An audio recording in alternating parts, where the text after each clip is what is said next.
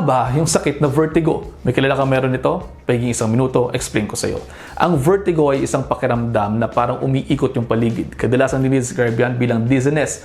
Hindi yan same ng pagiging lightheaded. Ang pakiramdam ng vertigo ay yung para talagang silang umiikot o gumagalaw o kaya naman yung mundo nila at tingin nila parang umiikot. Maraming dahilan yan. Meron pa nga yung dalawang klase, peripheral at central. Ang peripheral vertigo, dulot yan po ng problema sa inner ear na nagkokontrol ng balanse natin. Pwede yung dulot ng head injury, pamamaga sa vestibular nerve, ilang mga gamot tulad ng chemo drugs, diuretics, may tumor, o di naman kaya yung tinatawag na benign paroxysmal positional vertigo. Yun namang central, dulot yan ng problema sa utak o tangkay ng utak o yung cerebellum din.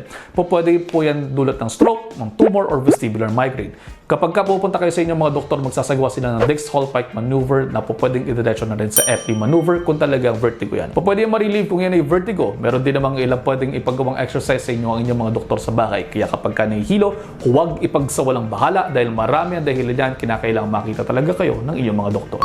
At paano almost 1 minute na to, I hope you're all 1 minute wiser. Okay, pusuan kung may natutunan. See you next episode. Ingat!